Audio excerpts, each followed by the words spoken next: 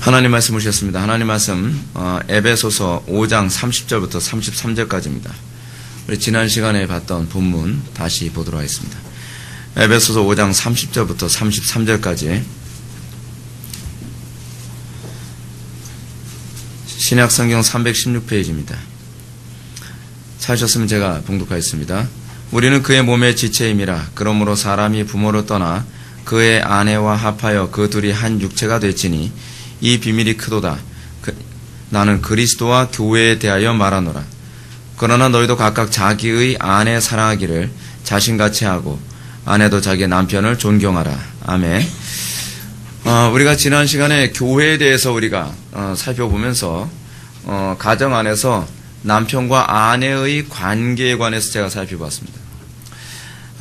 우리가 교회됨이 제대로 이루어지기 위해서 우리가 가장 먼저 개혁되어지고 우리가 바르게 인식해야 될 것은 가정 안에서 남편과 아내의 관계에 대한 바른 인식이 필요하다고 제가 여러분한테 말씀드렸습니다. 사회가 혼란스럽게 되어지는 가장 중요한 문제는 다른 것에서 찾은 문제가 아니라 사실은 가정에서의 부부관계의 바른 질서가 무너졌다는 것이 문제입니다. 우리는 자꾸 오늘날 사회적인 현상에 관해서 문제를 찾을 때에 나에게서부터 찾으려고 하기보다는 가장 가까운 곳에서 찾으려고 하기보다는 주변에서 찾으려고 합니다. 유치원 교육이 문제라든지 그렇지 않으면 학교 교육의 문제라든지 그런 교육에 관한 문제를 자꾸 다룹니다. 요즘 뉴스를 보게 되면은 학교 공교육 때문에 난리도 아니라 그럽니다. 물론 공교육도 문제가 있습니다. 문제가 없다는 건 아닙니다. 근데 우리는 가장 근본적인 문제가 사실은 하나님께서 정해놓으신 가정이라고 하는 이 관계에서부터 성경적이지 않다는 것에 대해서 우리는 좀 인정을 해야만 합니다. 우리는 성경이 우리에게 얘기합니다. 교회를 정확하게 이해하려면 어떻게 해야 된다고요? 남편과 아내의 관계를 성경적으로 바르게 사랑해야 된다고 얘기하고 있고요. 아내는 남편을 존경하고 공경해야 된다고 얘기하고 있습니다. 순종해야 된다고 얘기하고 있습니다. 우리는 오늘날 어떤 시대에 살고 있죠? 페미니즘이 보편화되어진 시대에 우리가 살고 있죠. 페미니즘이 보편화되어 있어서 이게 페미니즘인지조차도 내가 페미니즘적으로 살고 있는지조차도 우리는 잘 인식을 못하고, 그리고 우리는 성경적으로 살아가는 부부관계가 어떤 면에서는 너무 지나치고 비정상적인 것처럼 이해되어지곤 합니다. 근데 여러분, 그런 관계를 그대로 적용한 것이 그리스도와 교회의 관계입니다. 바울은 이렇게 얘기합니다. 이 비밀이 크다. 근데 왜 크냐? 남편과 아내의 관계 얘기하자고 얘기하는 것이 아니라 그리스도와 교회의 관계를 얘기하고 있다는 겁니다. 이 얘기는 무슨 얘기냐면 남편이 아내를 사랑하지 않고서 우리는 그리스도와의 관계를 이해할 수 없고, 아내가 남편에게 복종하는 법을 배우지 않고 우리는 그리스도의 관계를 이해할 수 없다는 사실입니다. 근데 우리는 그렇게 안 살죠. 문제는 우리 그렇게 안 삽니다. 그러면서 우리는 그리스도를 이해하고 교회를 이해하려고 한다는 것이 문제입니다. 여러분, 그리스도와 교회를 이해하는 데서 가장 중요한 교리가 무엇이죠? 연합의 교리죠. 연합의 교리. 연합의 교리인데 여러분, 이 연합의 교리가 어떤 교리죠? 그리스도가 머리 되고 우리가 몸이라는 교리입니다. 우리가 머리가 아니에요. 그리스도가 머리예요. 근데 문제는 우리가 머리 역할을 하려고 한다는 것이 문제입니다. 왜냐하면 우리가 가정 안에서조차도 그렇게 돼가고 있기 때문에 그래요. 물론 남편이 좀 남편답지 못해 보이고 남편이 덜 그럴 수도 있어요. 근데 그렇지 않단 말이에요. 하나님께서는 그럼에도 불구하고 성경적인 가르침을 따르라는 겁니다. 그랬을 때 가정이 회복되어지는 거예요. 따르지 않으면서 가정이 회복되게 해달라고 기도해봐야 소용이 없다는 겁니다. 오늘날 우리는요, 기독교 가정임에도 불구하고 우리는 거의 그렇게 살고 있지 않습니다. 그래서 가정도 사회도 교회도 쑥대밭입니다. 우린 좀 미련하게 신앙생활 해야만 합니다.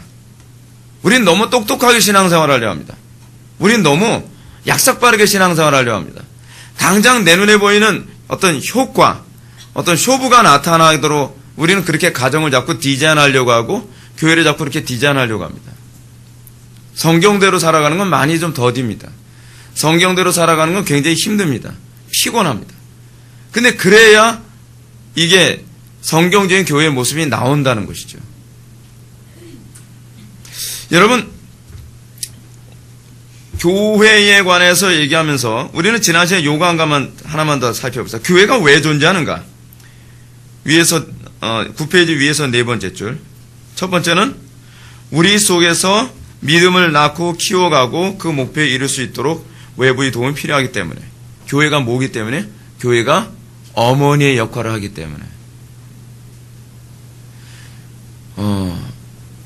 교회가 어머니 역할을 하기 때문에 우리는 교회가 필요합니다. 그런데 우리는 교회를 별로 필요로 하지 않는 경향이 많이 있습니다. 그죠? 우리는 교회를 다니지 않고, 지금 미국 사회 같은 경우는 그렇습니다. 교회를 다니지 않고 그냥 자기 혼자 인터넷으로 설교를 듣고 신앙생활 열심히 해도 그게 신앙일 거라고 생각을 합니다. 근데 그건 신앙이 아니에요. 괴물이에요. 괴물.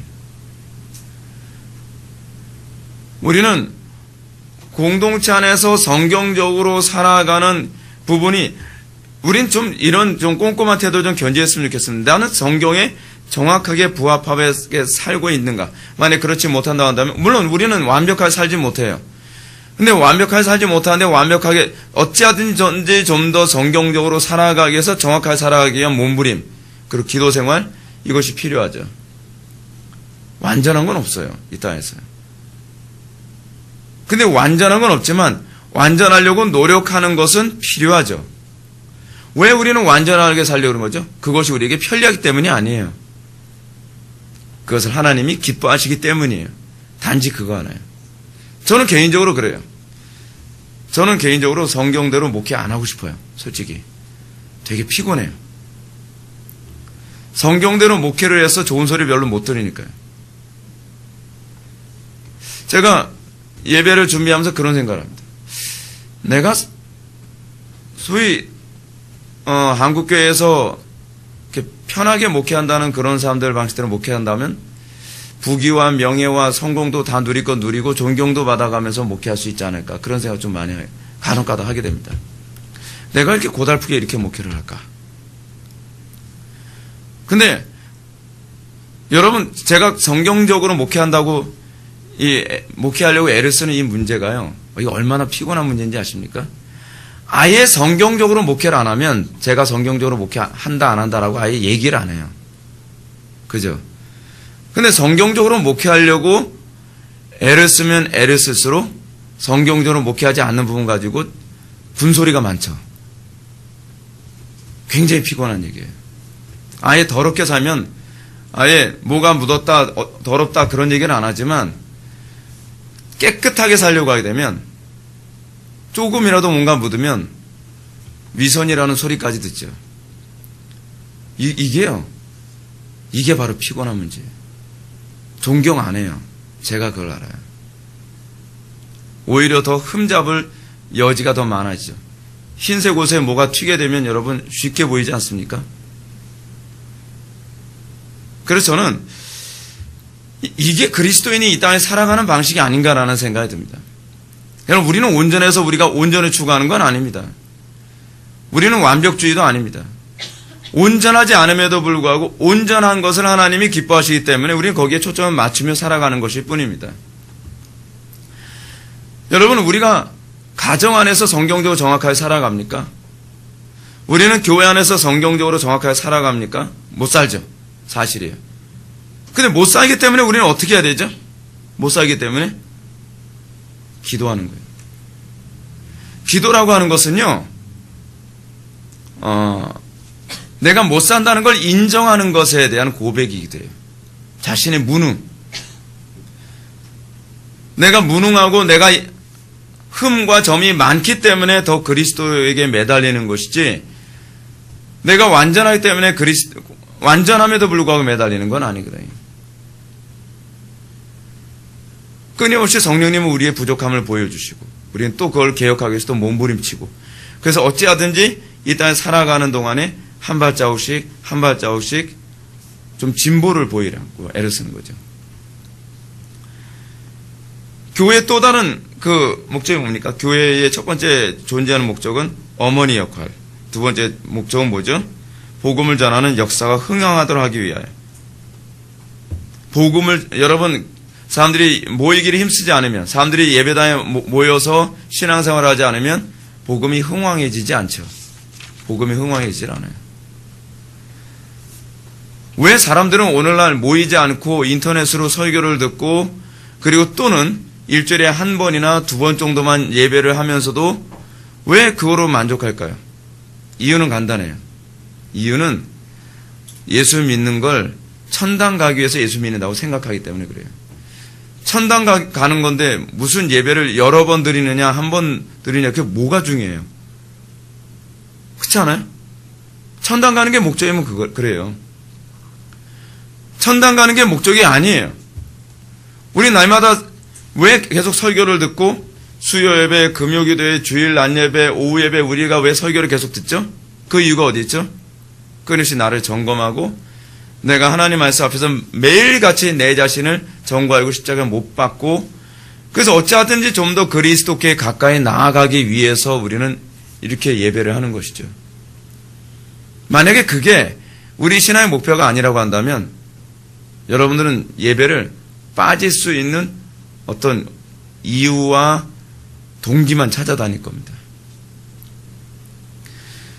그러니까 여러분 제가 목회를 하면서 참 힘든 것 중에 하나는 무엇이냐면 근본적으로 기초 자체가 잘못돼서 신앙이 보편화되어 버리니까 이거를 뜯어 고친다는 것이 불가능하다는 걸 알았어요. 불가능하면 어떡하죠? 하나님을 의지하죠. 불가능하기 때문에 하나님을 의지하는 거예요.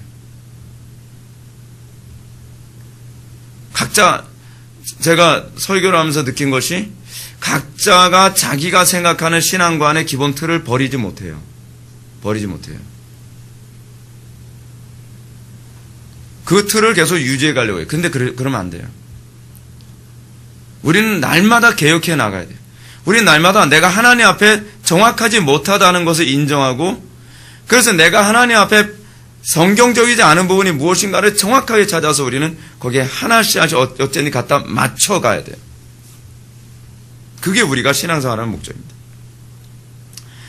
자, 우리는 교회에 관해서 오늘 2절부터 봅시다. 가시적 교회와 보편적 교회. 가시적 교회와 보편적 교회. 가시적 교회라는 얘기가 왜 나올까요? 가시적 교회를 얘기할 때는 사실은 가시적 교회와 불가시적 교회. 가시적 교회라는 얘기가 무슨 얘기죠? 눈에 보이는 교회를 얘기하는 거죠. 눈에 보이는 교회. 불가시적 교회는 뭘 얘기하는 거죠? 보이지 않는 교회. 저 여러분들 설교 들을 때 이거 지식으로만 그냥 공부라고 생각하지 마십시오. 저는 공부로 가르치는 거 아니에요. 공부로 가르치는 거면 제가 이렇게 안 해요. 점검하고 여러분들하고 더 성경적으로 살아가도록 만드는 데 초점을 맞추는 거예요.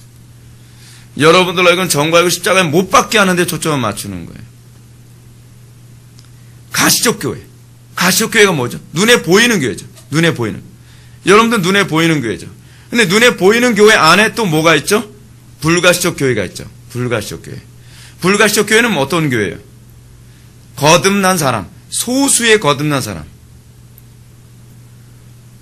그 소수의 거듭난 사람들이 불가시적 교회고 가시적 교회는 그냥 이렇게 예배당에 모여서 나 크리스찬입니다. 나 교회 다닙니다. 라고 하는 사람들이 소위 가시적 교회죠. 그 사람들이요.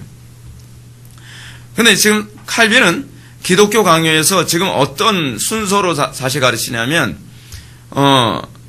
사도신경의 순서를 가지고 사실 가르치고 있어요. 그래서 지금 여기서 뭘 얘기하냐면 거룩한 공교회를 믿사오며 라고 하는 이 고백에 대한 해석을 지금 해주고 있습니다.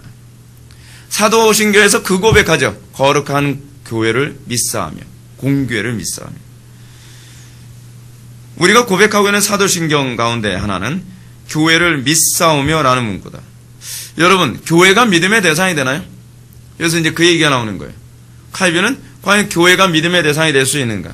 그래서 여기서 전치사 하나 가지고서 지금 아주 중요한 문제를 논의하고 있어요. 뭐냐면 believe the church냐, believe in the church냐에 관해서 얘기합니다. 우리는 그 얘기 갖고 인이 들어가고 안 들어가고 무슨 차이인가는 그럴지 모르겠지만 소위 전치사라는 것을 그들의 문법 속에 가지고 있는 사람들에 있어서는 이 인이 들어가고 안 들어가고의 차이가 굉장히 큰가 봐요. 칼빈이 그렇게 얘기하니까 저도 그런가 보다 하는 건데, 칼빈이 지금 인이 들어가고 안 들어가고에 관한 문제를 어떻게 얘기하냐면, believe in the church 하게 되면 어떤 문제가 발생하냐면, 우리는 교회의 존재를 믿는다고 얘기하는 거예요. 그러니까 왜 이 얘기가 나오냐면 로마 가톨릭을 염두에 두고 있는 것 같아요. 로마 가톨릭을 의식하면서. 여러분, 교회가 믿음의 대상은 아니죠. 그렇죠? 교회가 믿음의 대상이 아니라, 그러면 believe the church는 과연 뭘 얘기하는 것인가? believe the church라고 얘기하는 것은 우리는 교회의 존재를 믿는 것이 아니라 교회의 기능을 믿는다는 겁니다. 여러분, 이거 굉장히 중요한 문제입니다. 우리는 교회의 기능 안 믿고 살아요. 내가 교회라는 것만 믿고 살아요. 요것도 좀 발전한 거지, 그죠? 왜냐하면 대부분 교회를 뭐라고 생각해요? 이 건물 덩어리를 교회라고 생각하니까. 근데 실제로는 누가 교회죠? 우리가 교회죠. 우리가 교회인데, 우리라고 하는 이 교회가 사실은 그 안에서도 가시적 교회 안에 그 불가시적 교회가, 진짜 교회가 그 안에 속해 있다는 거죠. 마치 뭐하고 똑같냐면, 여러분, 계란이 여러 개 막 섞여 있어요. 계란이 여러 개 섞여 있는데, 여러분, 이스터 에그라고 하는 거 여러분 압니까? 이스터 에그? 이스터 에그는 그 계란 중에 그 삶지 않은 그 계란은 이스터 에그라고 하죠. 그죠? 근데 맞죠? 그 삶지 않은 개그 아니, 계란. 예, 삶지 않은 계란. 근데 삶은 계란 안에 사람들이 삶은 계란, 거기에 이제 소위 부화할 수 있는 계란이 섞여 있을 때 구분할 수 있어요, 없어요? 못하죠? 애석하게도 오늘날 교회 안에 가시적 교회와 불가시적 교회가 거의 그 수준이에요. 구분이, 겉으로 봐서는 구분하기가 굉장히 어려워요. 굉장히 어려워요. 그럼 어떻게 해야지 알 수 있죠? 계란을요? 깨보든지, 그래서 돌려보든지, 뭐 물리적인 방법을 건드려 봐야 알 수 있죠. 오늘날 소위 교회 안에, 소위 가시적으로 보여진다고 하는 이 교회 안에, 여러분, 그런 참교회와 거짓교회가 섞여 있어요. 근데 문제는 뭐냐면, 참교회와 거짓교회가 섞여 있는 이 상황 안에서 참교회의 특징이 무엇이냐 하면, 참교회는 교회의 기능을 믿는다는 거예요. 로마 가톨릭은 어떻게 생각하죠? 교회 안에 들어오면 구원받은 거라고 생각하죠. 그 로마 가톨릭의 구원관이에요. 세례를 받으면 그가 구원받은 것이라고 쳐요. 그가 신앙 고백을 하면 구원받은 것이라고 쳐요. 그렇죠? 그 1차적이에요. 근데 그게 오늘날 교회 안에서도 똑같이 나타나죠. 그래서 오늘날 교회가 혼란스러운 거예요. 삶 속에서 신앙 고백이 나타나지 않아도 영접 기도만 하면 구원받았다고 생각을 하는 거예요. 내가 하나님 백성으로서의 펑션, 이 기능이 나타나지 않아도 난 구원받았다라고 생각을 하는 거예요. 요번에 우리 수련회 때, 수련회 주제가 성막과 5대 제사 아닙니까? 성막과 5대 제사. 근데 성막과 5대 제사에서 요번에 성막론, 그러니까 성막론이라고 얘기하보다는 성전신학이라고 얘기하는 게 더 이제 적절한 표현일 거예요. 성전신학을 좀 많이 다룹니다. 성전신학을 아마 한 2강 정도를 다루고, 그리고 제사법만 한 3강을 다루게 될 것 같아요. 시간이 굉장히 빠듯할 것 같은데, 우리가 성전이라는 개념을 가지고 있었을 때, 거룩한 교회, 그러니까 believe the church, 우리는 교회를 믿습니다. 교회의 기능을 믿습니다 했을 때, 내가 나에게서 성전으로서의 기능에 관심을 갖는 사람, 그게 사실 참교회의 특징이에요. 거짓교회의 특징은 무엇이냐면, 내가 성전된 기능에 관심이 없어요. 뭐에만 관심을 갖죠? 기능에 관심을 갖지 않고 그냥 내가 성전이라는 것만 관심을 갖는 거죠. 여러분, 이거 굉장히 중요한 문제입니다. 굉장히 중요한 문제예요. 한번 여러분 이렇게 생각해 보십시오. 하나님께서 에덴 동산을 창설하셨어요. 제가 자세한 얘기는 안 해요. 근데 에덴 동산을 창설하셨는데 그 에덴 동산에 아담과 하와를 하나님께서 창조하셔서 세우셨죠. 근데 아담과 하와가 만약에 아담과 하와를 성전이라는 관점으로 한번 생각해 봅시다. 그러면 아담과 하와에게 하나님께서 뭘 기대하셨죠? 에덴 동산을 확장하는 걸 기대하셨죠. 여러분, 제가 설교하면서 여러분에게 계속 얘기하는 게 뭔지 아십니까? 여러분들이 거룩한 성전으로 부름받은 존재라고 한다면, 여러분들이 하나님의 백성, 소위 거룩한 교회라고 여러분들이 한다면, 여러분은 성전 역할을 하란 말이에요. 성전 역할. 가정에서 성전 역할을 하냔 말이에요. 가정에서 복의 근원 되냔 말이에요. 직장에서 복의 근원 되고 있냔 말이에요. 교회에서 복의 근원 되고 있냔 말이에요. 그게 성전 역할이거든요. 하나님께서 아브라함 부르셨을 때 뭐라고 부르셨죠? 너 천국 보내줄게. 천국 가고 싶지? 그럽니까? 그러지 않죠. 너를 복의 근원으로 삼는다는 거죠. 너는 복이 될지라. 아브라함은 복을 받기 위해 구원받았다기보다는 복이 되기 위해서 구원받은 존재예요. 그게 성전이란 말이에요. 근데 오늘날 우리는 어떻죠? 성전된 교회가 소위 구원받았다고 하는데 내가 성전된 존재로서 내가 구원받은 하나님의 백성으로서의 기능에 관심이 없어요. 만약에 교회가 그 교회된 존재로서의 기능에 관심을 갖고 있다고 한다면 우리나라 지금 이 지경까지 안 가거든요. 거룩을 확산시키는 데 관심을 갖게 된단 말이에요. 하나님을 더 많이 알려고 하고 어찌하든 더 그리스도와 연합하여 그리스도의 뒤를 따르기 위해 그것에 관심을 가져야 된단 말이죠. 아무리 얘기해도 소용없어요.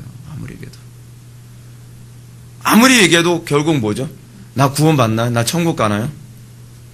아니, 기능이 나타나면 여러분 그거로 입증이 되는 거 아니에요? 나에게서 그 기능을 찾아야 되는데 기능이 안 나타나니까 자꾸 나에게 구원받은 백성인지 입증만 시켜달라는 거예요. 그게 교회가 타락할 때 나타나는 현상이에요. 교회가 타락하면 주로 뭐에 관심을 갖냐면 구원의 확신에만 관심을 가져요. 근데 교회가 부흥하게 되면 어떤 현상이 나타나냐면 내에게서 교회의 기능이 나타나니까 확신의 문제는 더 이상 논의의 대상이 아니에요. 그렇잖아요. 이것이 오늘날 한국교회에 아니 전 세계 교회에 나타나는 아주 심각한 문제죠. 전 세계 교회들은요 주로 뭐에만 관심을 갖냐면 다 그래요. 요즘 구원의 확신에 관한 문제에만 주로 관심을 가져요. 그리고 그 구원의 확신을 흔들어 놓는 걸 굉장히 혐오스럽게 생각하죠. 그거는 예수님 당시에도 똑같은 문제였어요. 율법주의자들, 율법을 정확하게 지켜내는 사람들한테 예수님 뭐라 얘기합니까? 자기 의로 가득하고 자기는 틀림없이 아브라함의 자손이라고 확신하는 바리새인들에게 또는 율법사들에게 사두개인들에게 너는 너희 아비 마귀에서 났느니라. 너는 겉으로는 굉장히 선을 행하는데 네 속에는 썩은 이 부패한 시체가 우글우글한다라고 했을 때 인정을 안 하죠. 왜 내가 아브라함의 자손인 거 흔들어 놓느냐는 거에 대해서만 기분을 나빠하죠. 근데 예수님 말씀하시죠. 아브라함은 이렇게 하지 않았다라고 얘기하는 거죠. 기능 얘기하는 거죠. 예수님도 기능 얘기하는 기능. 펑션을 얘기한단 말이에요. 근데 너희들이 아브라함의 자손인데 왜 너희들에겐 그 기능이 안 나타나지? 너희들은 왜 복이 되고 있지 않지? 너희들은 율법을 범한 여자를 보면 돌로 때려 죽일 생각만 하지. 너희들이 어떻게 하더니 하나님을 기쁘시게 해드릴까에 대해서 너희들은 관심을 갖지 못하는구나. 그리고 정작 메시아가 나타나도 알아보지도 못하네. 그죠? 이게 문제인 거죠.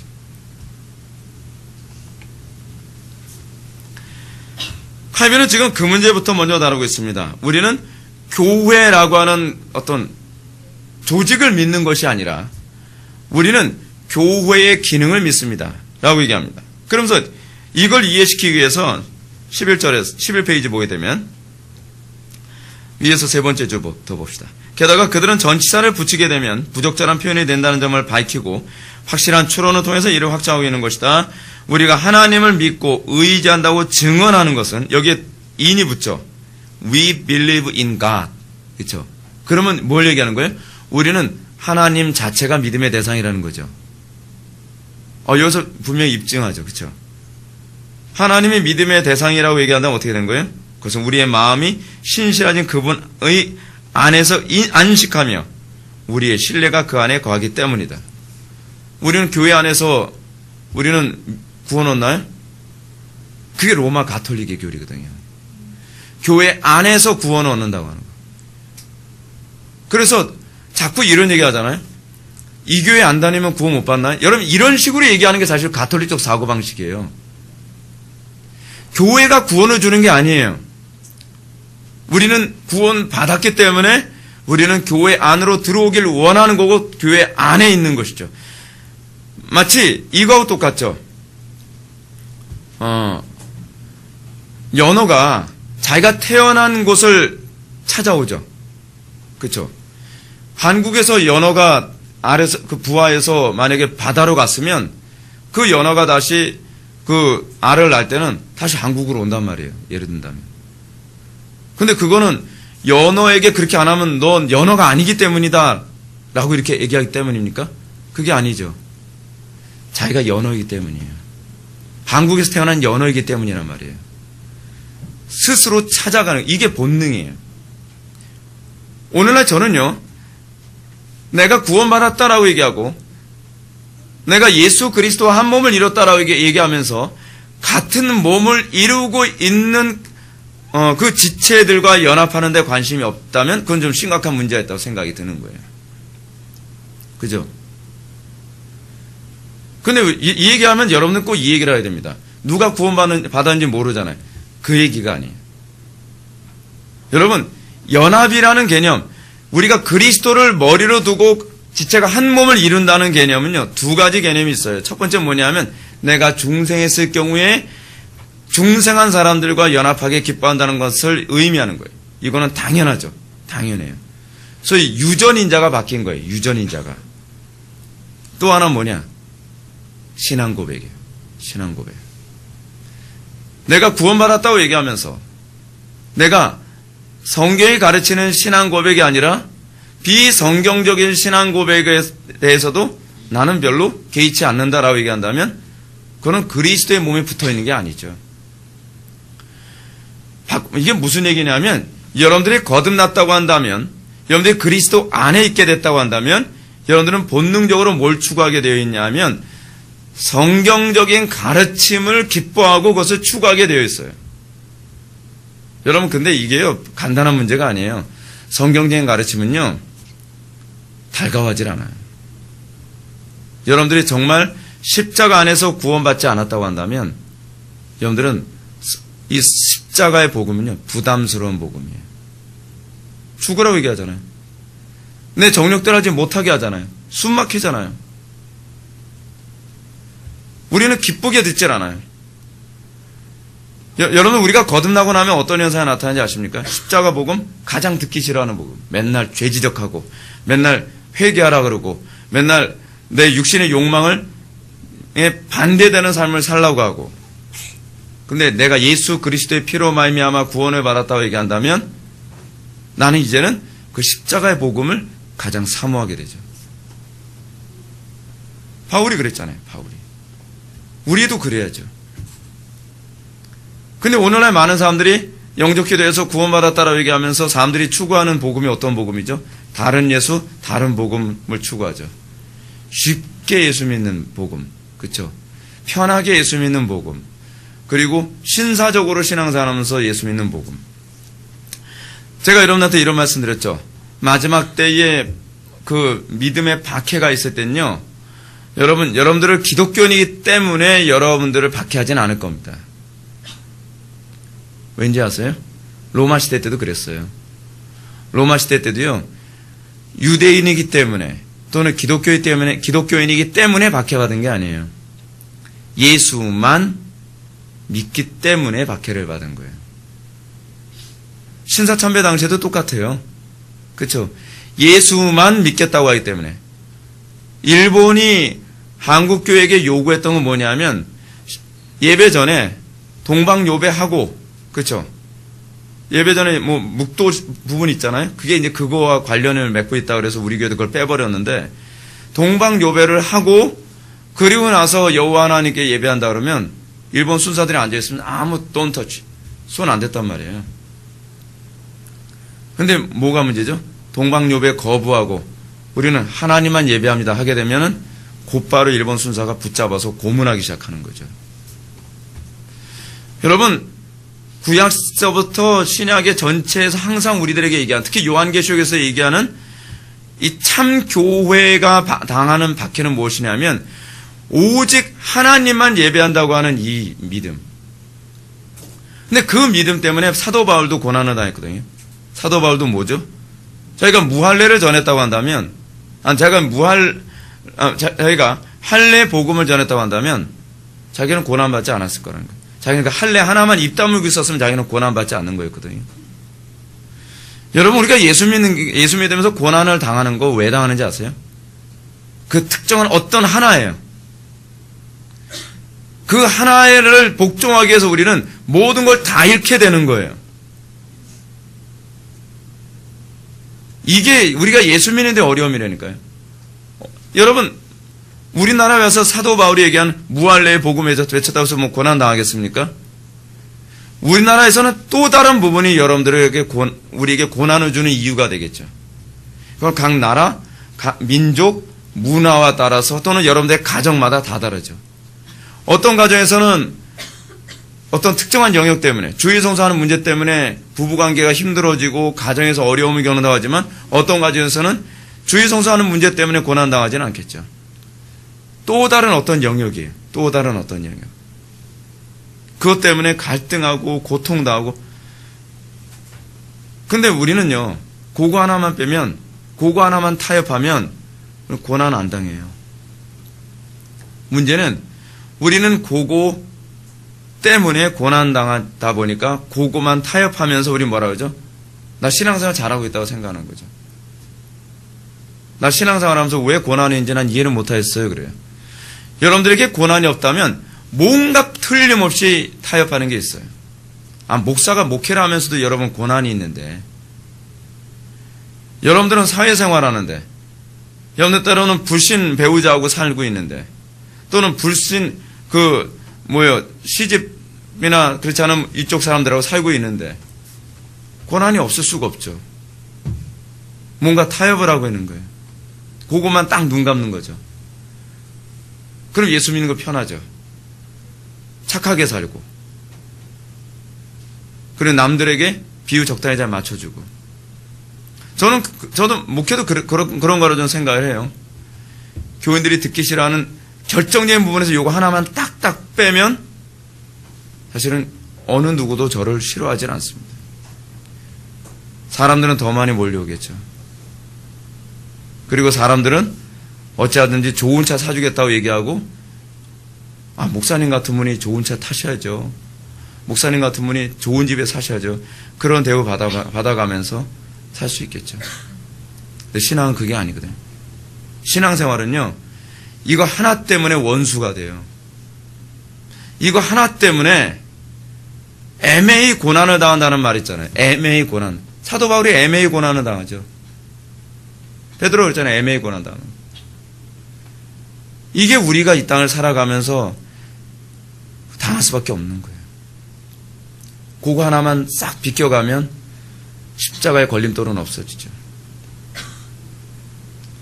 자, 우리는 하나님을 믿는 것처럼 우리는 교회를 믿지는 않습니다.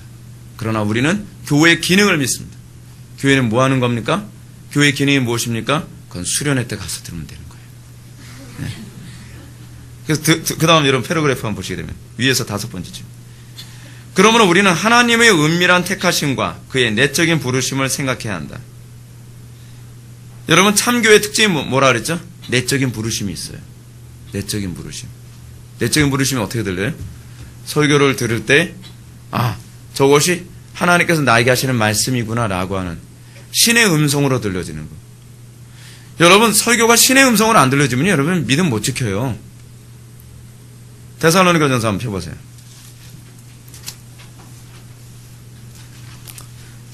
제가 여러분한테 언젠가 데살로니가 전서 가지고서 제가 강의하면서 수련회 때인가요?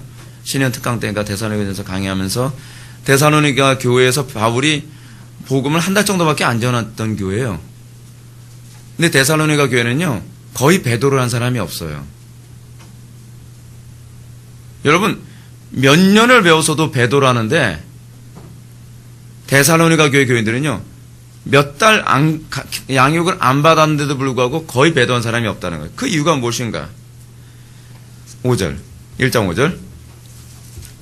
이는 우리 복음이 너에게 말로만 이른 것이 아니라 또한 능력과 성령의 큰 확신으로 된 것임이라. 그리고 6절. 또 너희는 많은 환난 가운데 성령의 기쁨으로 말씀을 받아. 성령의 기쁨으로 말씀 받았을 때 그 말씀은 기분 좋은 말씀이었을까요? 아니죠. 여러분, 하나님 말씀이 기분 좋은 말씀 없습니다.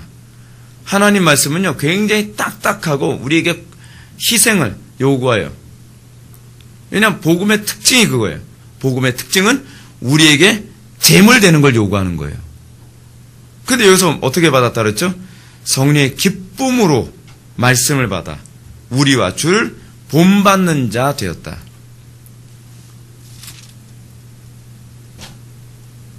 그리고 또 어디서 나오죠? 너희가 내가 복음 전할 때에 사람의 말로 듣지 아니하고 하나님의 음성을 들었다. 그게 몇 절에 나오죠? 2장 13절. 이러면 우리가 하나님께 끊임없이 감사함을 너희가 우리에게 들은 바 하나님의 말씀을 받을 때에 어때요? 사람의 말로 받지 아니하고 하나님의 말씀으로 받음이니. 여러분, 하나님의 말씀으로 받았다라고 하는 말의 이 뉘앙스가 여러분 뭔지 아십니까? 거역할 수 없는 위엄과 권위로 들렸다는 거예요. 여러분, 설교가 그렇게 안 들리면요, 여러분들은 백날 들어도 여러분들은 변화되지 않습니다. 설교 들으면서 목사가 누구 들으라고 하는 소리로 들리면요, 이건 굉장히 힘들어요. 안 변해요. 설교가 하나님의 위엄으로 느껴져야 돼요. 하나님의 위엄으로. 그래서 그 하나님의 명령이 거역할 수 없는. 그래서 여러분, 설교자에게 하나님께서 요구하시는 것이 뭔지 아십니까? 때로는 설교자가 강단에 서기가 굉장히 싫을 때가 있어요. 왜냐하면 어떤 특정한 이 설교가 특정한 어떤 사람들에게 불편함을 줄 수 있을 거라는 걸 알기 때문에 그래요. 때로는 그래서 설교를 할 때 그 부분을 빼버리고 싶어요. 여러분, 그거 아세요? 목사가 강단에서 설교할 때 감정 가지고 설교하는 건 아니에요. 근데 해야 된다고 하니까 설교를 하는 거예요. 좀 약삭 빠르고 교인들한테 좋은 소리 듣기 원한다고 한다면 그 얘기를 얼마인지 빼고서 할 수 있죠. 여러분들 기분 안 상해요. 분명한 건 여러분들은 변화되질 않아요. 그리고 또 하나 뭐냐면 하나님께서는 네가 복음을 전함으로 고난받는 것이 네가 해야 할 일인데 왜 너는 네가 설교 통해서 영광을 받고 고난을 안 받기 위해 그 얘기를 건넜더냐에 관해서 반드시 질책을 하시거든요. 설교가 하나님의 음성으로 들려야 돼요. 그걸 위해서 제가 기도하라는 거예요. 예배 전에. 여러분들 마음이 강팍해지면 절대로 하나님의 음성으로 안 들려요. 하나님의 음성으로 안 들리면 그때서부터는 여러분들은 하나님하고는 아무 관계없이 살게 돼요. 제가 목사지만 저도 다른 교회 목사님 설교 들을 때 하나님의 음성을 들리기 시작하면 그 말씀은 계속 머릿속에서 묵상이 되고 맴돌고 나 이렇게 안 살고 싶어도 그렇게 살도록 나를 강권하는 것으로 계속 나타나요. 여러분, 그래야 변화되지 않겠습니까? 그래야 우리가 정말 하나님의 형상으로 다가가지 않겠냔 말이에요. 그래서 제가 여러분한테 그런 거예요. 지식 배우듯이 받아 적고 그러지 말라는 거예요. 이건 지식을 얘기하는 게 아니에요. 저는 기독교 강의 같은 거 설교할 때 여러분한테 지식을 전달하는 데 관심이 없어요. 전 여러분들이 이걸 통해서 하나님의 음성을 듣길 바라는 거죠. 칼빈이 그렇게 얘기하지 않습니까? 하나님의 말씀이 성도에게 전달되는 두 가지의 방식이 있다 그랬죠. 하나는 기록된 말씀이고 하나는 설교된 말씀이라 그랬어요. 여러분 성경책 읽으면서 언제 변화되죠? 성경이 하나님의 음성으로 보여질 때예요. 여러분 성경 읽으면서 그런 경험 해보셨습니까? 성경이 입체적으로 보이는 거예요. 막 툭툭툭툭 올라오고 성경 읽고 나면 이것이 뇌리에 박히고 심령에 박혀서 막 어쨌든 몇 년을 내가 그렇게 살지 않으면 못 견디도록 계속 프레스를 주고 그렇게 살도록 만드는 거예요. 근데 그게 강단의 설교도 그래야 돼요. 강단의 설교가 그렇게 안 들리면 안 변해요. 여러분 데살로니가 사람들은요 엄청난 박해를 받았던 사람들입니다. 엄청난 박해를 받았는데 이 사람들은 어떻게 그 박해를 이길 수 있었죠? 이유는 거기 있는 거예요. 효력 있는 부르심. 설교가 효력 있게 들리는 거예요. 설교가 하나님의 음성으로 들리는 거예요. 여러분 그렇게 안 들리면 여러분들에게는 큰 재앙입니다. 여러분들이 왜 좋은 설교를 찾는 거죠? 교리적으로 틀리지 않는 설교? 여러분 그건 아무 별 의미가 없어요. 여러분들을 진짜 변화시키는 건요 교리적으로 아무 흠이 없는 그런 설교가 아니에요. 저는 그런 설교 듣고서 변화됐다는 사람 별로 못 봤어요. 실제로요.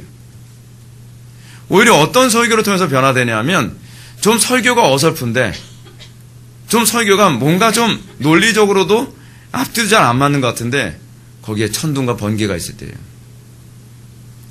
조지 필드의 설교가 그랬다는 거 아니에요. 조지 필드는요 설교를 할 때 때로는 갑작스럽게 그래서 거룩한 공교를 믿사하며 Holy Catholic Church 영어 성경에서는 그렇게 돼. 영어 신앙 고백서는 그렇게 돼 있어요. Holy Catholic Church. 근데 이 캐톨릭 처치 보편교회라고 하는 이 공교회라고 하는 이 표현은 영어로 같은 말로 뭐라 하냐면 Universal Church예요. 우린 천주교를 믿습니다. 그 얘기가 아니에요. 자꾸 그 딴지를 걸으려고 하는 사람들, 꼭 뭔가 그거에 대해서 틀렸다고 자꾸 흠집을 잡으려고 하는 사람들은 왜 그 장로교는 이 천주교의 신앙 고백 같은 이 사도신경을 받은, 여러분 사도신경은 천주교에서 만든 게 아니에요. 사도신경이 이미 2세기에 만들어진 거예요. 교부들과 속사도들에 의해서 만들어진 거란 말이에요. 근데 이거 가지고서 무슨 로마 가톨릭의 창작물이라는 둥, 우리가 사도신경을 고백하니까 배도한 교회라는 둥, 그래서 어떤 침례교에서는 사도신경 고백 아예 안 하잖아요. 근데 그 얘기 아니거든요. 우리는 공교회를 믿습니다. 공교회를 믿는다는 게 뭘 얘기하는 걸까요? 우리는 하나의 유일한 교회를 믿는다는 거예요. 여러분 기독교는요 굉장히 협소한 종교입니다. 기독교는요 어떤 면에서는 우리만 옳다고 하는 종교예요. 그래서 다른 종교인들이 우리를 굉장히 싫어하죠. 근데 신기한 게 있죠. 폭력적이면은 그렇게 안 나와요. 자기 종교만 옳다고 주장하는 또 다른 종교가 있죠. 타협이 없는 종교. 이슬람. 근데 사람은 어떤지 아십니까? 본능적으로 비겁하거든요. 신사적이고 평화적인 방법에서 우리는 이 신앙 고백 아니면 우리는 받을 수 없습니다. 그러면 편협하다라고 막 비난하지만 여러분 이슬람처럼 여러분 편협한 종교 맞습니까? 이슬람은요 남 생각도 안 해요. 강의실에서도 자기네 기도 시간 되면 강의 시간에도 소리 내가면서 절하면서 기도한다니까요. 서울대학교에서 그렇게 하지 난리가 났잖아요. 그래서 서울대학교 그 교수가 수업 시간에 그러니까 학생들 그 종교 생활하는 건 좋은데 그건 나가서 하게. 그랬다가 난리 났어요. 막 쌍욕을 하고 아마 그 교수님 아마 처음으로 이슬람 욕을 아마 들어봤을 거예요. 아 이슬람 욕은 저런 욕이구나. 그리고 나서 이게 이슬람권의 얘기가 들어가서 서울대학교에 기도실이 생겼잖아요. 근데 편협하다고 안 하죠. 멋있다 그러죠. 이게 인간이에요. 기독교가 만약에 난폭하게 우리의 신앙 고백을 강요한다면 어떻게 했을까요? 이슬람은 그러잖아요. 이슬람은 어느 정도 편협하냐면 한 손에 꾸란, 한 손엔 칼이에요. 네가 우리들의 교리를 안 받으면 목을 내놔라예요. 근데 우리 기독교는 적어도 그건 아니거든요. 우리 기독교는 너희들이 이 사도신경 고백 안 하면 목을 내놔 그러지 않는단 말이에요. 우리는 이 고백 아니면 우리 공동체의 순결을 지킬 수가 없어요. 우리는 이 고백을 지켜내지 않으면 우리는 거룩을 지켜낼 수 없어요. 그렇기 때문에 우리는 받아줄 수 없어요. 그럼 뭐라 그러죠? 쌍욕을 하죠. 그리고 편협하다 그러죠. 자기네들만의 어떤 모임을 만드는 아주 편협한 종교라 그러죠. 그래서 역사적으로 계속 기독교는 그렇게 공격을 받았어요. 장로교는 그것 때문에 핍박을 받았어요. 그게 청교도 시대 때 나타났던 문제죠. 우리는 거룩한 공교를 믿어. 이 거룩한 공교를 믿는다는 것 때문에 핍박을 받은 거예요, 사실은요. 우리는 하나의 교회를 믿어요. 하나의 신앙 고백을 믿는다는 얘기예요. 그리고 이 신앙 고백 밖에 있으면 우리는 뭐라고 규정하죠? 이단이라고 규정하죠. 그래서 오늘날 우리는 특히 개혁교회가 공격을 많이 받죠. 개혁교회가 왜 공격을 많이 받는지 아십니까? 여러분들이 저를 보는 거하고 똑같아요. 우리 교회만 맞고 다른 교회 다 틀렸다고 얘기하는 것처럼 보이니까. 근데 그거는 제가 말한다는 얘기가 아니라 성경적인 기준을 잡아주는 것 뿐이에요. 그렇잖아요? 이거는 제가 규정한 것이 아니라 모든 시대의 모든 교회가 참 교회의 기준을 이 범주 안에서만 정했어요. 이 범주를 뭐로 정했죠? 사도신경. 그래도 가장 넓은 범주예요. 이 사도신경이라고 하는 이 범주에서 벗어나면 우리는 뭐라 그러죠? 이단이라 그러죠. 또는 사입이라 그러죠. 여러분 신천지가 왜 그 장로교를 그렇게 미워한지 아십니까? 자기네들 이단이라고 규정했기 때문에. 왜 틀려? 우리가 왜 틀려? 우리가 왜 틀려? 여러분 우리가 제일 싫어하는 소리가 그거죠. 너 틀렸어 라는 거죠. 근데 성경 우리들에게 계속 요구하는 게 그거죠. 넌 틀렸어. 넌 전적으로 틀렸어. 이걸 우리는 어떤 교리를 배웠죠? Total depravity. 인간의 전적 타락. 넌 전적으로 틀렸다니까? 너는 하나서부터 열까지 다 틀렸어. 제가 교리를 배우면서 느낀 게 뭐냐면 제가 기존에 맞다고 생각했던 것도 하나도 맞은 게 없더라고요. 제가 본능적으로 알고 있는 건 다 틀렸더라고요. 우리는 성경적으로 다 교정을 받아야 돼요. 내가 옳다고 생각했던 게 다 틀렸다는 걸 발견해야 돼요. 그래도 이건 맞겠지. 근데 좀 더 들어가 보세요. 그것도 틀렸다는 거 알게 되죠. 제가 여러분한테 그런 말씀 드렸죠. 여러분은 태어날 때서부터 천주교 신자라고요. 여러분은 태어날 때서부터 알미니안주의자예요. 그래서 여러분들은 천주교 교리는 왠지 나하고 이렇게 잘 맞아요. 그리고 왠지 나는 이것이 옳다고 생각했다라고 생각했는데 그게 천주교 교리하고 똑같다는 걸 여러분 많이 발견하잖아요. 제가 여러분한테 가르칠 때.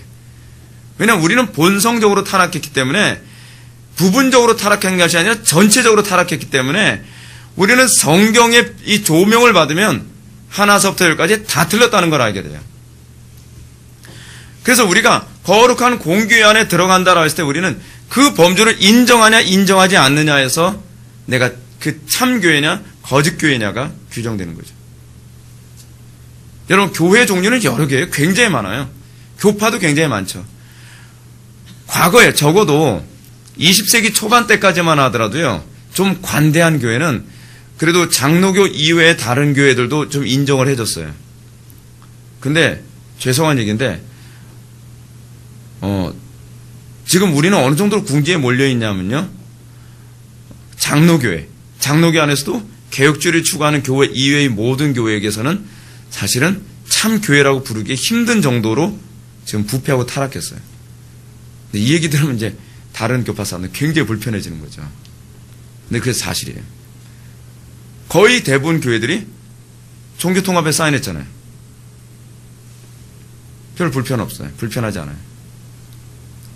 그리고 그 사람들은 거의가 다 발트주의를 받아들이고 천주교를 거의 다 인정하고 그리고 잘못된 그 프로그램들을 다 받아들였어요. 왜 그런지 아세요? 신앙 고백을 포기했기 때문에 그런 거예요.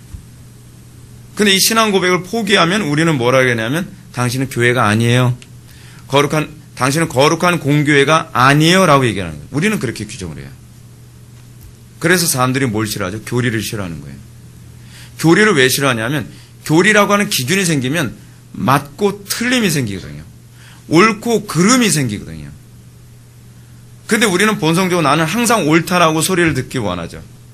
근데 교리가 딱 잣대, 이 캐논이라고 하는 잣대가 딱 생기고 나면 불편해지기 시작하는 거예요. 그래서 사람들은 교리를 어느 시대든지 공격하고 싫어했던 이유가 바로 거기에 있는 거죠. 실제로 여러분 한국교회 상당수의 교회들이 삼위일체론도 거의 다 틀렸어요. 삼위일체론을 굉장히 잘못 알고 있는 사람들이 굉장히 많이 있어요. 뭐 학문적으로 그럴 뿐이지 뭐 실제로도 잘못 알고 있어요. 근데 그런 부분을 인정을 안 하죠.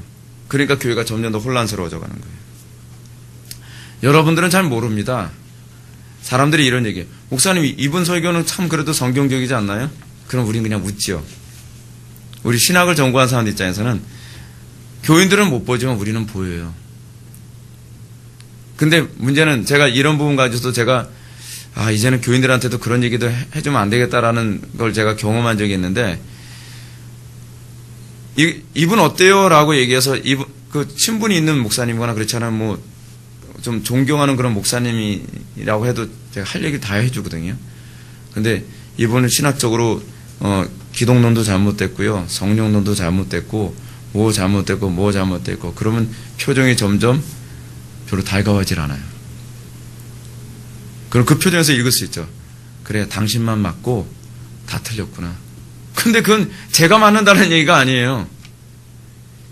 기준을 가지고 얘기해 주는 게 기준을 가지고요. 이분은 양태론자입니다. 이분은 말투주의자입니다. 뭐 이런 얘기하게 되면 굉장히 기분 나빠요. 근데 기분 나빠하는 게 아니에요. 왜냐하면 그 사람을 따라가면 죽는 거예요. 그 사람이 아무리 신사적이고 그분이 아무리 인격적이라고 하더라도 결국은 죽는 거예요. 여러분, 교리는 냉정한 겁니다. 그토록 여러분들 구원을 원하잖아요. 근데 왜 여러분들 구원을 원한다고 하면서 교리를 정확하게 알려고 안 합니까? 저는 납득을 못 하겠어요. 여러분, 독약은 많이 먹어야 죽습니까? 조금 먹어도 죽습니까? 독약은 퍼먹어야 죽는 게 아닙니다, 여러분. 아시겠어요? 그 눈에 보이지 않았던 조금만 들어도 독약은 독약이에요. 근데 우리는 자꾸 이러죠. 신천지는 독약 덩어리 때문에 저건 이단인가 봐요. 그거는 불신자도 아는 이단이거든요. 퍼먹는 이단. 그죠? 퍼먹는 이단. 근데 우리는 그 정도 돼야만 인정을 하죠. 우리는 그 정도로 자꾸 섞인 걸 좋아하는 거예요. 오류를 좋아하는 거예요. 하나님을 기쁘시게 하는데 신앙의 목표가 있지는 않아서 그런 거죠.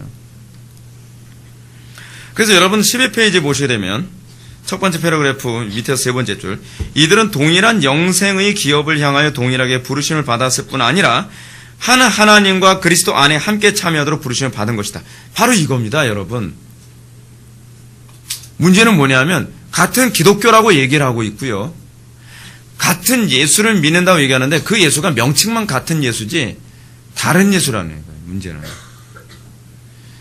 여러분, 사도 바울이 관심을 갖는 게 뭐죠? 고린도 교회 향해서 너희들은 내가 복음 전했을 땐 그렇게 안 받아들이더니 다른 예수, 다른 복음, 다른 영에는 어떻게 그렇게 반응을 잘하냐고 탄식을 하잖아요. 근데 그 탄식 저는 느끼거든요. 아무리 얘기해도 잘 안 됐다가도 뭔가 교리적으로 제가 봤을 때 여러분, 교리적인 안목이 제가 더 정확합니까? 여러분들이 더 정확합니까? 여러분들이 정확하면 여러분들이 목회를 하셔야죠. 저는 소위 신학 훈련만 벌써 제가 몇 년을 받은 사람인데요. 제가 한 20년 넘게 제가 신학 훈련을 해서 여러분들 가르치는데 왜 틀렸다고 하면 받아들이진 않는지 모르겠어요. 그거 다른 예수라니까요. 다른 영이라니까요. 우리 교회만 구원이 있다고 얘기하는 게 아니라 그것이 다른 예수기 때문에 제가 금해야 된다고 얘기하는 거예요. 내 귀에 옳게 들리기 때문에 여러분 참 예수라고 생각합니까? 여러분들 귀가 그렇게 정확합니까? 어떻게 여러분들의 귀를 그렇게 신뢰합니까? 사도 바울이 뭐라고 하죠? 육체를 신뢰하지 않는 내가 바로 할례당이다. 우리는 내 귀를 너무 신뢰하고 내 눈을 너무 신뢰하고 내 머리를 너무 신뢰해요. 여러분 참 할례당이 아니에요. 육체를 신뢰하지 않는 자가 참 할례당입니다. 할례를 하는 이유가 뭐죠? 구약에서요? 육체 신뢰하지 않는다는 것에 대한 상징적 표현이거든요. 옛사람을 부인했다는 얘기거든요. 이제는 내가 예수를 믿고 난 이후엔 내 판단력 믿지 않습니다. 내 눈을 믿지 않겠습니다. 내 귀를 믿지 않겠습니다. 난 오로지 성경이 보여주는 대로만 믿고 성경이 들려주는 대로만 믿고 성경이 말하는 대로만 믿겠습니다. 그게 참 할례당이거든요. 근데 내 귀에 옳게 들으면 바른 가르침 아닌가요? 내 눈에 옳게 보이면 바른 가르침 아닌가요? 여러분들 눈을 믿지 마십시오. 거짓된 가르침을 주는 사람들의 공통점이 뭐냐면 착시 현상을 일으키는데 도사라는 겁니다. 속으면 안 돼요. 철로역전에서도 여러분 그 장면 나오지 않습니까? 크리스찬을 인도하는 사람이 흰색 옷을 입고서 크리스찬을 인도하죠. 그렇죠? 흰색 옷을 입고서 너무나 선량하고 너무나 정확하고 너무나 깨끗해 보여서 인도를 하는데 어떤 현상이 나타나죠? 그를 따라갔다가 그 올무에 걸려서 잡히잖아요. 잡히고 나서 그 사람이 옷을 벗는데 속이 새카마다 그러잖아요. 그때 전도자가 와서 꺼내주죠. 전도자가 꺼내줘서 뭐합니까? 풀어주고 나서 매를 때리잖아요. 왜 그토록 그 가르침을 귀담아 듣지 않고 또 그렇게 속아 넘어가냐고. 그게 이 땅에서 목회자들이 해야 되는 일이거든요. 근데 교인들은 눈에 보이는 것만 따라가죠. 그래서 망가지는 거예요. 그래서 이단에 넘어가는 거예요. 지금 우리나라에서 그러지 않습니까? 어떤 사람 목회를 하는데 그 사람 통해서 막 동성애자들이 막 변화되고, 그렇지 않으면은 막 안진매가 막 일어나고 금가루가 뿌려지고. 여러분 그거 믿지 마십시오. 우리는 그거 믿는 게 아니에요. 우리는 성경을 믿대. 성경을 어떻게 믿냐? 우리의 초대교회 때부터 우리의 신앙의 선배들이 믿었던 방식대로 믿는 거예요. 그래서 사도신경 배우는 거예요. 그래서 여러분 기독교왕을 배우는 거예요. 여러분들 똑똑하게 만들어주려고 기독교왕을 배우는 거 아니에요. 우리들의 신앙의 선배들이 어떻게 예수 믿었냐? 그들이 믿는 방식이 무엇이냐를 알기 위해서예요.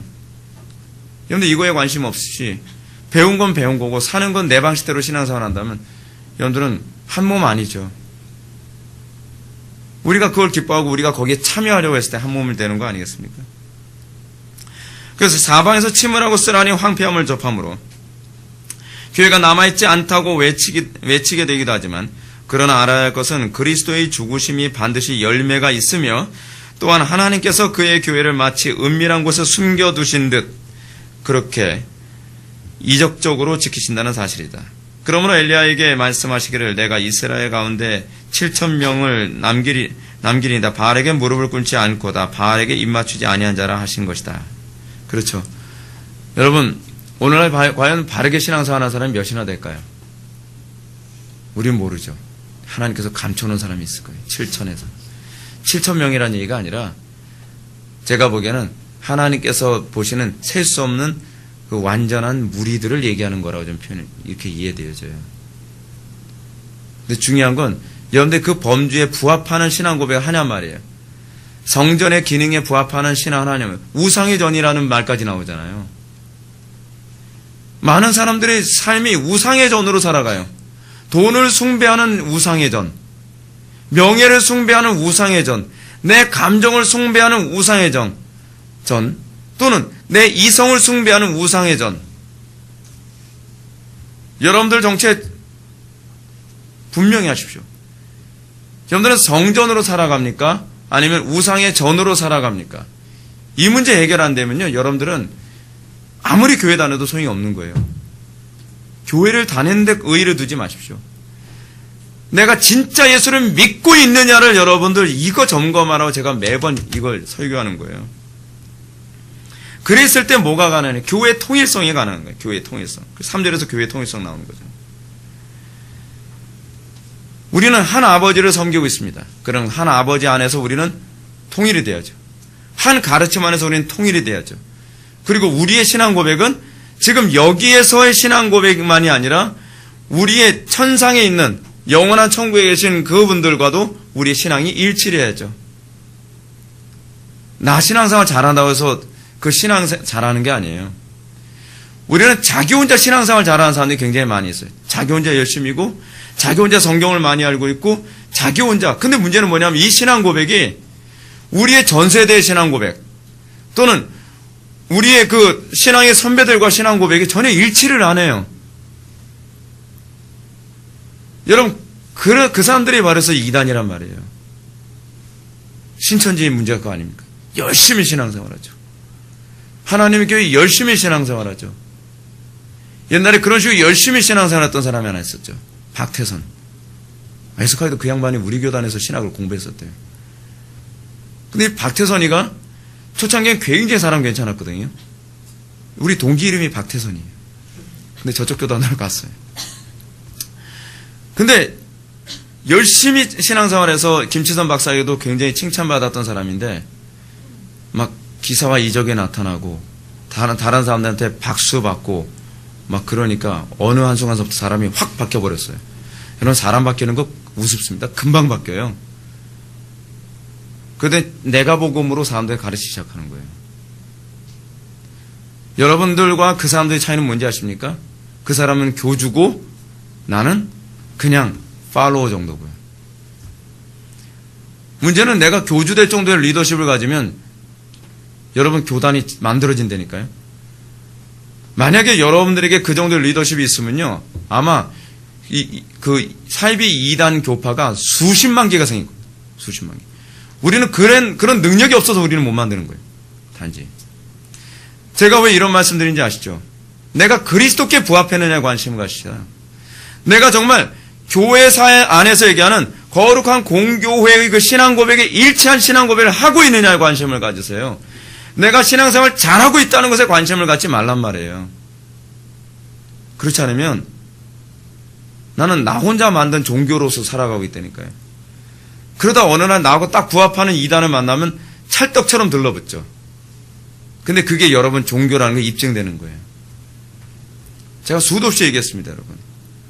조심하세요. 조심하세요.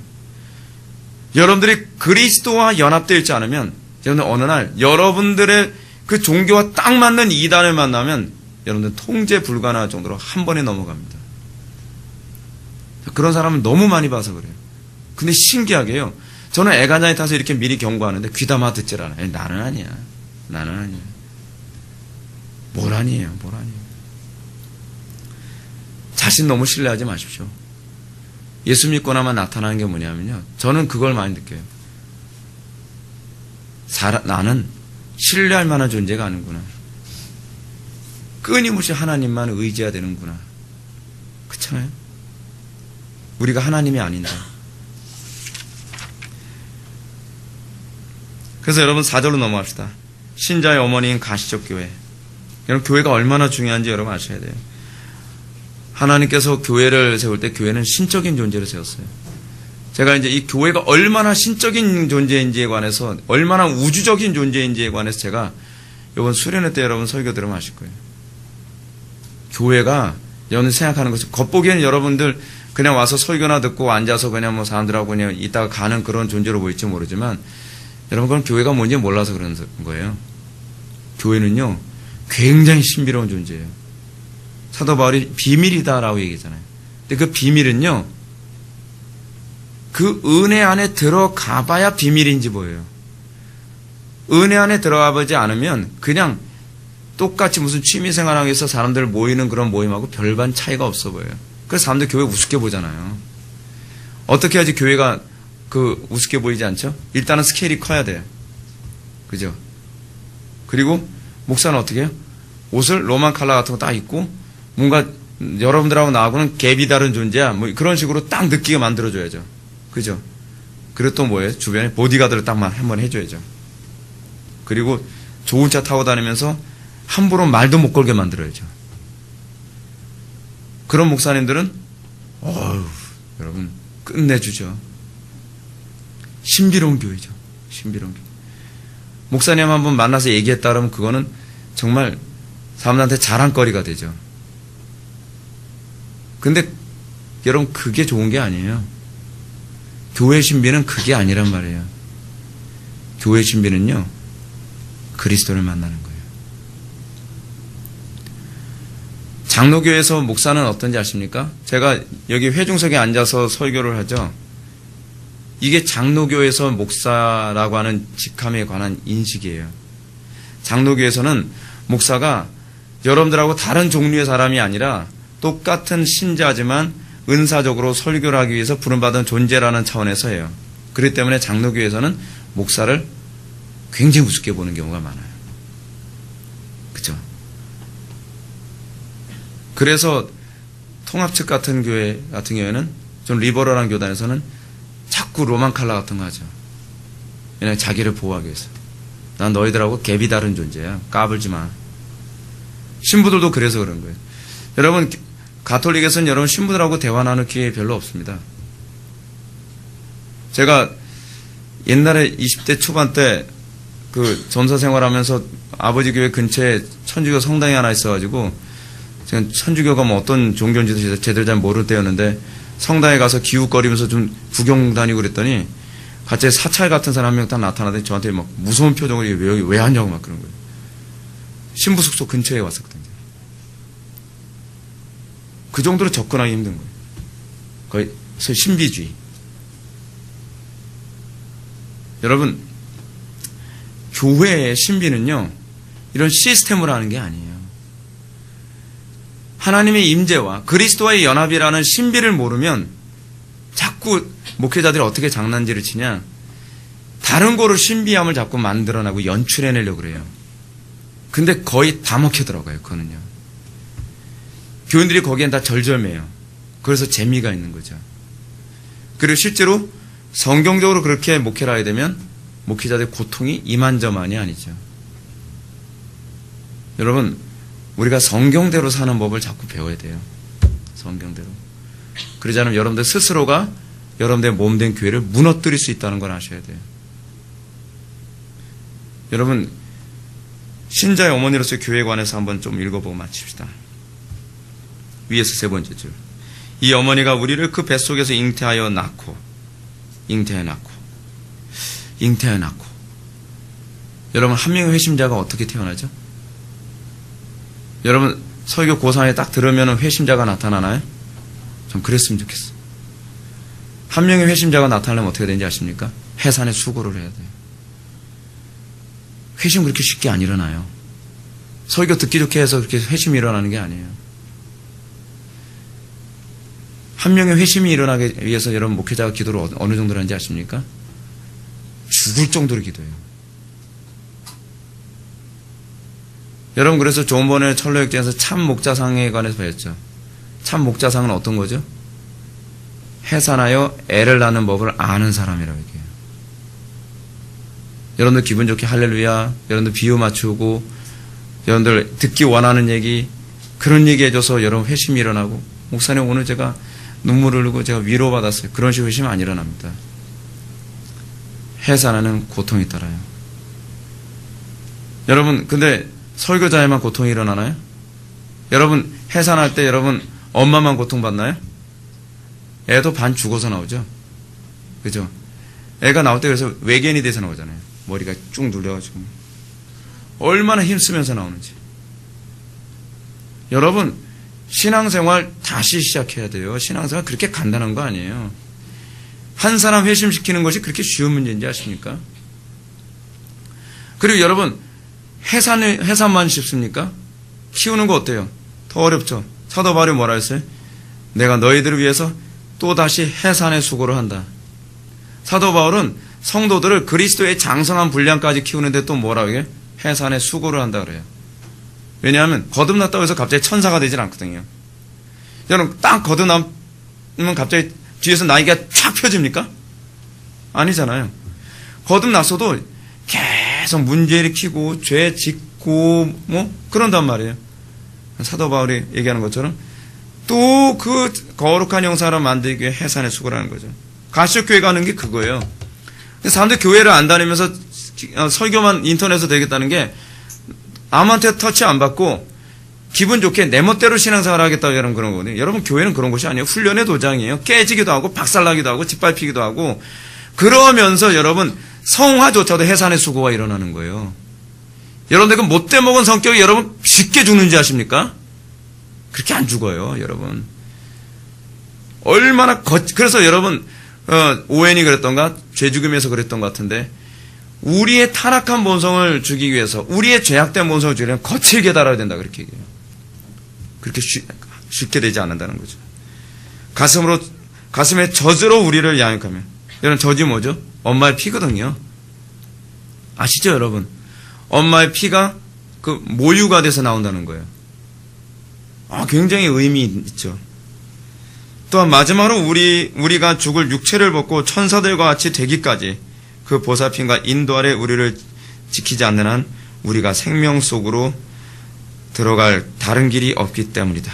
또한 우리는 연약하기 때문에 평생토록 교회라는 학교의 학생들로 있어야 하고 거기서 벗어나서는 안 된다. 저하고 친한 동기 목사님하고 전화통화하면서 그런 얘기했습니다. 지난 주일 낮 예배 때 설교를 하면서 성도들한테 그런 얘기했다고요. 예배는 힘에 지나도록 해야 된다. 그죠? 여러분 예배를 쉽게 하는 경향이 많이 있지 않습니까? 우리는 예배를 극장식으로 예배하는 경우가 많이 있죠. 구경하듯이 극장식 의자 놓고 편하게 팔짱 딱 끼워서 좀 웃기는 목사님 설교하면 오늘 어떻게 웃겨줄까? 또 지식 많은 목사님 어떻게 또 풍요로운 지식을 또 전달해 줄까? 그 기대하면서 듣죠. 여러분 예배는 그게 아니에요. 요번에 여러분 제사에 관해서 여러분 보시면 아시겠지만 얼마나 힘든 건지 아십니까? 예배라는 게요. 힘이 진하게 예배하는 거예요. 예배 전부터 내가 설교가 하나님의 음성을 안 들을까봐 막 두렵고 떨리는 마음으로 예배에 참여하고 찬양도 그렇게 하고 기도도 열심히 하고 그렇게 하는 거죠. 설교자는 여러분 어떻게 할까요? 여러분들은 모르시겠지만 여러분들 보기엔 제가 많이 우습게 보일지 모르지만요. 저는 설교 한 편 하기 위해서 얼마나 진액을 쏟는지 아십니까? 제가 그래서 여러분들이 안 변하는 거에 대해서 제가 실망감과 절망감이 폭포처럼 밀려오는 거예요. 사실은. 제가 주일 낮 예배 때 기도를 몇 시부터 시작한지는 아시죠? 늦어도 8시 반부터 시작을 해요. 죽기 살기로 부르짖고 기도하면서 8시 반, 9시 반, 10시 반, 11시 반, 12시 반. 우리 한 12시 반 돼야지 끝나잖아요. 그럼 제가 몇 시간 동안 진액을 뽑는 거예요? 5시간이에요, 여러분. 그렇게도 설교에서 안 변하면 절망감이 폭포처럼 밀려옵니다. 얼마나 기도해야 될까? 얼마나 설교를 더 정확하게 준비해야 될까? 여러분들은 한편 설교를 감상하듯이 들을지 모르지만 저는 이런 세월을 20년 넘게 했습니다. 개척으로는 15년째 그러는 거고요. 여러분, 예배가 그리고 우리가 교회라는 것이 만들어지는 것이 세워지는 것이 얼마나 힘든 일인지 여러분은 아셔야 돼요. 진액이 빠지고 희생을 하고 자기를 부인하고 그리고 오로지 그리스도만을 붙잡는 그 삶을 살아가면서 교회의 명맥이 힘겹게 이렇게 유지되는 것입니다. 사랑하는 성도 여러분, 우리가 사는 이 시대 점점 교회다운 교회 점점 만나기 힘들게 될 겁니다. 정말 앞으로 우리는 정말 힘든 신앙생활을 하게 될 겁니다. 지금까지는 여러분 편하게 신앙생활했고 지금까지 우리에게 종교의 자유가 있으니까 여러분 괜찮지 모르지만 앞으로도 그런다는 보장 없습니다. 이제 이게 얼마나 갈까요? 하나님께서 우리에게 교회를 주신 것을 감사하시기 바랍니다. 그 교회가 교회되게 하기 위해서 여러분 이제는 뒤에서 얘기하기보다는 희생을 하십시오. 우리는 희생이 필요합니다. 희생하지 않고 교회됨이 되길 바라지 마십시오. 목사만 희생하면 된다고 생각하지 마세요. 모두가 다 제사장이에요. 모두가 다 제물로 부름받은 존재예요. 그렇게 되면서 교회의 영광이 나타나게 되는 것입니다. 다시 기도하시겠습니다. 사랑이 많으신 하나님 아버지, 우리가 오늘 시간 교회가 어떻게 성도에게 어머니 역할을 하는지를 우리가 살펴보았습니다.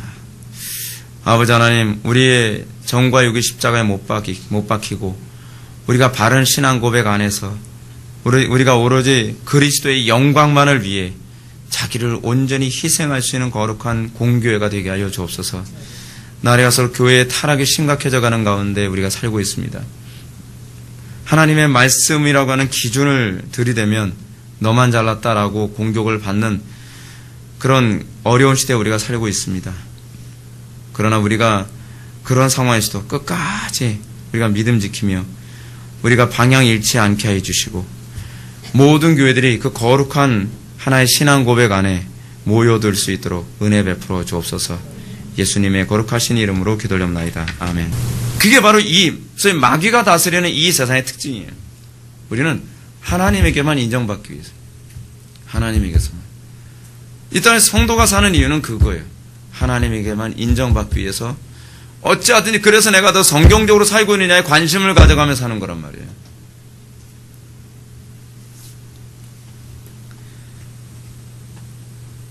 근데 이렇게 적은 숫자임에도 불구하고 회심하는 사람들이 그러면 도대체 교회는 뭔가? 교회는 도대체 어떻게 하는 건가?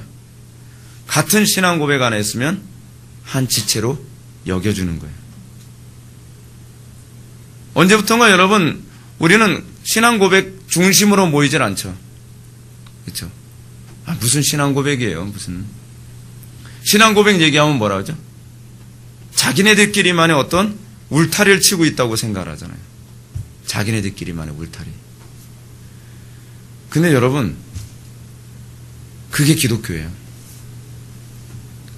그래서 안 믿는 사람들이 싫어하죠.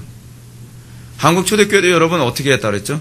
신앙 고백에 동의해야 그 사람을 교회 안에 받아줬어요. 아무나 다 받아준 게 아니에요. 영접게 됐다고 쉽게 들어오는 게 아니란 말이에요.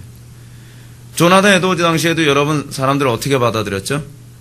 가르치고 그러나서 신앙 고백이 실제로 우리 공동체에 들어올 수 있는 신앙 고백을 가지고 있는가? 그거를 테스트하기 위해서 어떻게 해요? 목사님과 장로님 여러분들이 앉아가지고 질문을 던지는 거죠. 당신 교회는 뭐라고 생각합니까? 막 질문을 던져요. 근데 뭔가 신앙관이 잘못됐다 그러면 안 돼, 당신 못 들어오겠습니다. 재교육. 여러분 얼마나 교회 들어오기 근데 교회 들어오기에 가장 힘들게 하나님께서 만드신 방식이 하나 있어요. 뭘까요? 고난이에요. 핍박이에요. 여러분 핍박이 있는데도 여러분 성경적으로 신앙생활하는데 오겠습니까? 유혹이 있는데도 여러분 성경적으로 신앙생활하는 그 교회를 다니겠습니까? 그 신앙 고백 안에 들어오지 않으면 안 받아주겠다는 거죠. 근데 우리는 자꾸 제가 이 신앙 고백 중심으로 목회를 한다 할지라도 이것도 뭐 조나단 에드워즈 당시에도 어쩔 수 없었지만 한계점이 있죠. 우리는 적당히 피해 가려고 그래요. 사람이 다수니까. 신앙 고백 교회 안에서는 거의 뭐 우리는 얕잖아요. 굉장히 얕기 때문에 교회 안에서는 그 신앙 고백에 크게 흠잡히지 않을 정도로만 행동을 하고 그리고 흠잡기 애매하게 행동을 하죠. 그래서 자꾸 법칙을 엄격하게 만들게 자꾸 만들죠. 근데 교회 밖에만 나가면 나는 자유해. 신앙 고백은 머릿속에 싹 지워버리고 내 방식대로 살아가죠. 그거 왜 그러냐? 효력 있는 부르심을 받아본 적이 없어서 그래요. 여기서는 여러분 다 동의할 수 있어요. 제 설교에. 문제는 여러분들이 전인격으로 동의하느냐고 하는 문제예요. 전인격으로. 11페이지 밑에서 두 번째 줄. 교회를 가리켜 공교회 혹은 보편교회라 부르는데